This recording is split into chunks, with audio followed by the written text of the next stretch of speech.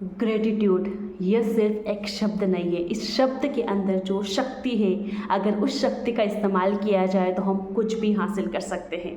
और ये मैं आज आपको बताऊंगी एक सक्सेस स्टोरी के थ्रू कि सिर्फ और सिर्फ ग्रेटिट्यूड से क्या कुछ हासिल नहीं किया जाता है।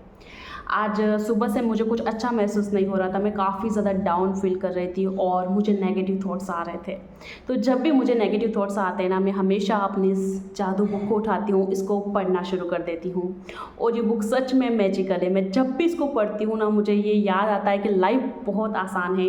हमने उसे सोच सोच के इतना डिफ़िकल्ट बना लिया है। टेंशन ले लेके हम अपनी ओर न जाने कितनी सारी नेगेटिव चीज़ें अट्रैक्ट कर रहे हैं। तो इस बुक को पढ़ के मुझे बहुत पॉजिटिव फीलिंग आती है और मैं अचानक से एकदम वो ग्रेटफुलनेस मेरे अंदर आ जाती है। मैं हर छोटी छोटी चीज़ के लिए थैंक यू बोलने लग जाती हूँ। वैसे तो मैं इसकी प्रैक्टिस करती हूँ, बट कभी कभी ऐसा होता है कि पता नहीं क्यों हमें अचानक से अच्छा महसूस नहीं होने लग जाता है और अंदर से पता नहीं कैसा लगने लग जाता है। तब मैं इस बुक को पढ़ती हूँ और ये बुक मुझे वो शक्ति देती है अपनी लाइफ में आने वाली हर प्रॉब्लम से लड़ने की, कि नहीं मैं कर सकती हूँ।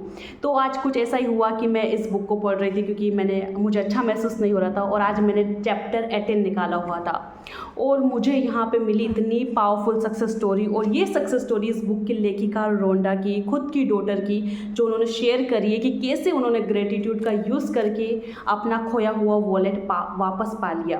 देखो मुझे थोड़ी मक्खियाँ परेशान कर रही है क्योंकि लाइट नहीं आ रही है अभी, तो प्लीज़ उनको थोड़ा सा इग्नोर करना और सक्सेस स्टोरी को ध्यान से सुनना, क्योंकि सक्सेस स्टोरी बहुत सच में बहुत मोटिवेशनल है, बहुत पावरफुल है। और मैं इसको पढ़ते पढ़ते मैंने सोचा कि नहीं, इसको तो मेरी फैमिली के साथ शेयर करना ही पड़ेगा। इतनी पावरफुल स्टोरी को मैं आपके साथ कैसे शेयर नहीं करती।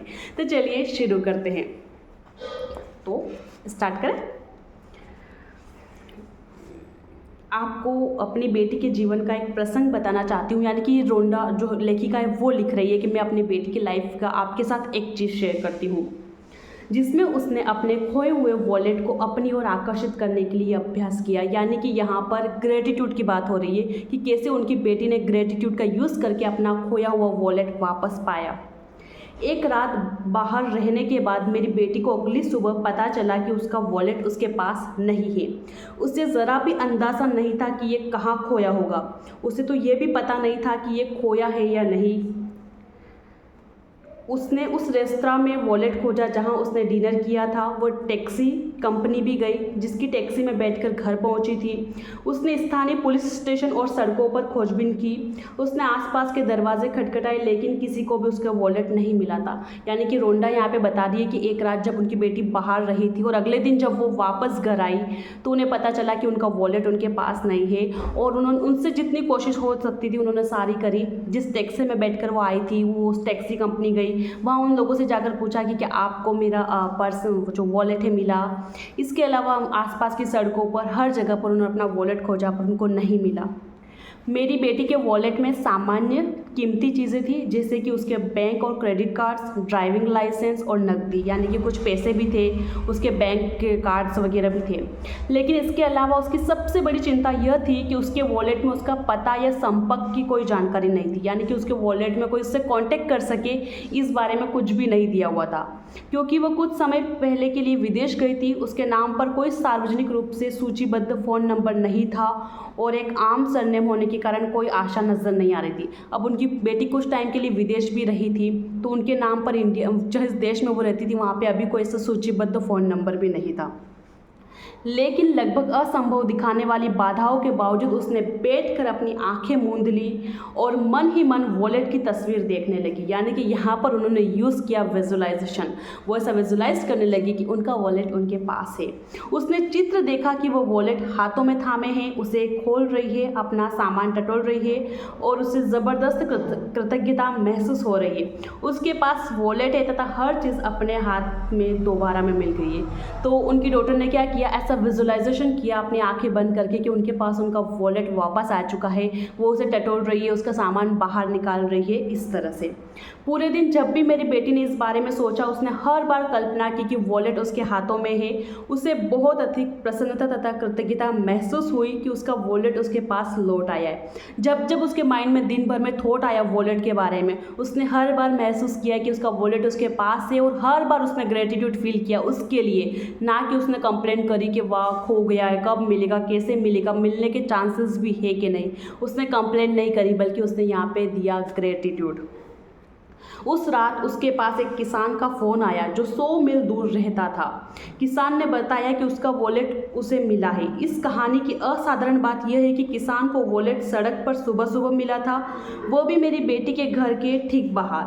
किसान ने तत्काल वॉलेट में संपर्क के लिए जानकारी टटोली। मालकिन का पता लगाने की कोशिश में कई फ़ोन गनगनाए लेकिन कोई फ़ायदा नहीं हुआ। हताश होकर उसने कोशिश छोड़ दी और उसे वॉलेट लेकर खेत चला गया। अब उनकी बेटी के वॉलेट में उनके कांटेक्ट के लिए तो कोई जानकारी नहीं थी, तो उस किसान ने कोशिश करी कि मैं फ़ोन लगाता हूँ कि किसका ये वॉलेट है, बट उसे कोई भी जानकारी नहीं मिली कि आखिर मैं कैसे फ़ोन लगाऊँ। लेकिन खेत में घूमते घूमते उसे वॉलेट बार बार याद आता रहा और उसने आखिरी बार इसकी मालकिन की खोज करने का निर्णय लिया। बट वो किसान जब अपने खेत में घूम रहा था तो उसे बार बार वॉलेट ही दिमाग में आ रहा था और उसने सोचा चलो क्यों ना इसकी मालकिन का जो है पता लगाया जाए। उसे एक पर्ची पर एक व्यक्ति का नाम दिखा और उसके नाम को मेरी बेटी के सरनेम के साथ मिलाकर डायरेक्टरी सर्च को फ़ोन किया। उस नाम और सरनेम वाला एक ही नाम था। किसान ने उसी फ़ोन नंबर को घुमाया और वो मेरी बेटी के पिता के फ़ोन नंबर था। हम यह बात आज तक नहीं समझ पाए कि उस किसान को ये नंबर कैसे मिला, क्योंकि वो अनलिस्टेड नंबर था। इस घटना के बाद हमने कई बार डायरेक्टरी असिस्टेंट को फ़ोन करके पूछा और हर बार ये प्रतिक्रिया मिली कि माफ़ करें, इस नाम से कोई नंबर नहीं है। यानी कि उसके वॉलेट में उन्हें एक पर्ची मिली थी जिस पर उसके पापा का सरनेम लिखा हुआ था। तो उसने पहले जो पुराने टाइम में, अभी तो सब कुछ हमें गूगल पे मिल जाता है, बट पुराने टाइम में इस टाइप से फ़ोन नंबर के लिए डायरेक्टरी बनी हुई होती थी।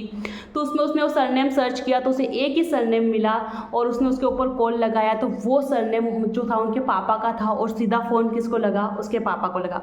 उसके बावजूद, और वो नंबर जबकि अनलिस्टेड था, उसके बावजूद उन लोगों ने जितनी बार कोशिश करी वो नंबर हमेशा सामने वाले कंपनी ने बंद बताया। तो कितनी बड़ी जादुई चीज़ हुई ना यार। आखिर 100 मील दूर से लगभग असंभव दिखने वाली घटनाओं की बेहद असाधारण श्रृंखला के जरिए मेरी बेटी का वॉलेट जस का तस लौट आया।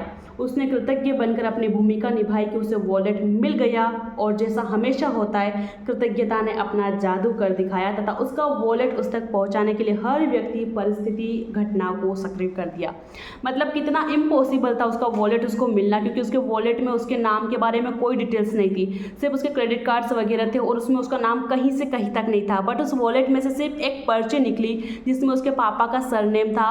और उस किसान ने कितनी मेहनत करी, उसने फ़ोन डायरेक्टरी में से उस नेम से नंबर निकाला और कॉल लगाया और सिर्फ लाइफ में एक बार ही वो नंबर जो कि नहीं है, बंद है, उस पर भी कॉल लगा और उसको ये मिल गया वॉलेट। तो बहुत ही मतलब ग्रेटिट्यूड से हम क्या कुछ हासिल नहीं कर सकते। उसने कैसे विजुलाइज़ किया कि ये वॉलेट मेरे पास वाकई में है और मैं इससे खेल रही हूँ। तो ग्रेटिट्यूड वो पावर है जिससे हम लाइफ में कुछ भी हासिल कर सकते हैं, ये सिर्फ वर्ड नहीं है। तो thank you so much Rhonda, thank you so much जादू बुक, मुझे इतना पॉजिटिव बनाने के लिए, इतनी पावरफुल चीज़ें दिखाने के लिए। सो जब मैंने इस स्टोरी को पढ़ा तो मैं काफ़ी मोटिवेट फील कर रही थी, तो मैंने सोचा चलो क्यों ना मेरी फैमिली के साथ शेयर किया जाए। So guys, thank you so much मुझे देखने के लिए, thank you for the love. मिलेंगे नेक्स्ट वीडियो में, तब तक के लिए बाय बाय, टेक केयर।